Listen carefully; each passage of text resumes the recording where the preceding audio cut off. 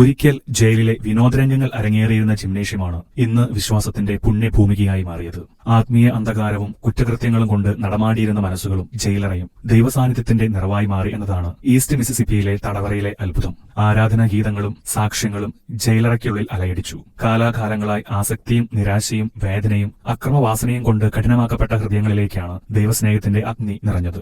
American ഐക്യനാടുകളിലൊന്നായ മിസിസിപ്പിയുടെ തലസ്ഥാന നഗരിയായ ജാക്സണിൽ നിന്നും ഏകദേശം 100 കിലോമീറ്റർ കിഴക്ക് ഭാഗത്തായിട്ടാണ് ലോഡാർഡെ കൌണ്ടിയിൽ സ്ഥിതി ചെയ്യുന്ന പുരുഷന്മാർ മാത്രം താമസിച്ചു വരുന്ന ജയിൽ സ്ഥിതി ചെയ്യുന്നത്. വളരെ കുപ്രസിദ്ധിയാർജിച്ച ഈ ജയിലിൽ ഏകദേശം 1500 തടവുകാർക്ക് ഒരേ സമയം താമസിക്കുവാനുള്ള സാഹചര്യമുണ്ട്. ഒരിക്കൽ ആത്മീയ അന്ധകാരത്തിലും നിരാശയിലും പെട്ട് മിസിസിപ്പിയിലെ ഏകാന്ത തടവുകാരനായി കഴിയുമ്പോഴാണ് ജോണി ഷാങ് യേശുക്രിസ്തുവിനെ കണ്ടുമുട്ടുന്നത്. ഒരിക്കൽ താൻ ജീവിച്ചിരുന്ന ജയിലിന്റെ മതിലുകൾക്കുള്ളിൽ തന്റെ മാനസാന്തര കഥ പങ്കുവച്ചപ്പോൾ തടവറയിലെ 100 കണക്കിന് മനുഷ്യരുടെ ഹൃദയത്തിലേക്കാണ് ദൈവസ്നേഹം കിനിഞ്ഞിറങ്ങിയത്. സൗഖ്യത്തിന്റെയും സ്നേഹത്തിന്റെയും സുഗന്ധം അന്ന് ആ തടവറയിലെങ്ങും വ്യാപിച്ചു.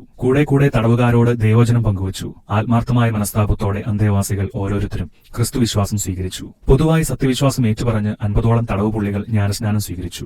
ഇതൊരു സ്വർഗം തുറന്നുവന്ന അനുഭവമായിരുന്നുവെന്ന് ഗോഡ് ബിഹൈൻഡ് ബാറിന്റെ അണിയറ പ്രവർത്തകർ പറയുകയുണ്ടായി. 2009 മുതൽ അമേരിക്കൻ ഐക്യനാടുകളിലെങ്ങും ജയിലുകൾ തോറും ഗോഡ് ബിഹൈൻഡ് ബാർ മിനിസ്ട്രിയുടെ പ്രവർത്തനങ്ങൾ സജീവമായി നടത്തിവരുന്നുണ്ട്. രക്ഷിക്കപ്പെടുവാൻ കഴിയാത്ത വിധം ദൈവത്തിൽ നിന്ന് ആരും അകറ്റപ്പെട്ടിട്ടില്ല. യേശുക്രിസ്തു തടവുകാരെ സ്നേഹിക്കുന്നു. മിനിസ്ട്രിയുടെ സ്ഥാപകനായ ജെയ്ക്ക് ബോഡിൻ പറഞ്ഞുവെക്കുന്നു.